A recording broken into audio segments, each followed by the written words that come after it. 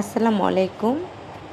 একজন প্রাথমিক বিদ্যালয়ের শিক্ষকের কর্মব্যস্ত দিনের শুরু।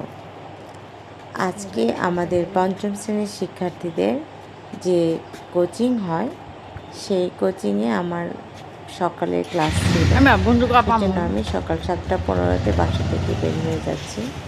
তো বাসা থেকে যখন বের হই, আমার রান্নাবান্না সব কিছু রেডি করে আমি বের হয়ে যাচ্ছি। প্রতিদিনের মতো আমার কর্তাবাবু আমাকে নিয়ে যাচ্ছে। আমাদের উত্তরবঙ্গে এখন হালকা কুয়াশা পড়ে ঠান্ডা পড়ছে। এই যে সকালে কি সুন্দর আবহাওয়া, কুয়াশাময় সকাল। এই তো আমি চলে এসেছি প্রায় আমার স্কুলের কাছাকাছি। দেখা যাচ্ছে এই তো স্কুলের পাশের গলি। এই তো আমি স্কুলে এই যাচ্ছি প্রায়। সামনে দেখা যাচ্ছে আমাদের ছোট্ট সোনামণিরা আমার আগে স্কুলে চলে আসছে।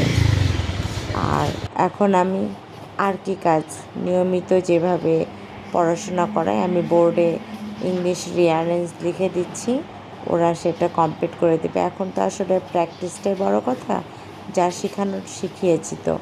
তো ঠিক আছে, ভালো থাকবেন, ধন্যবাদ।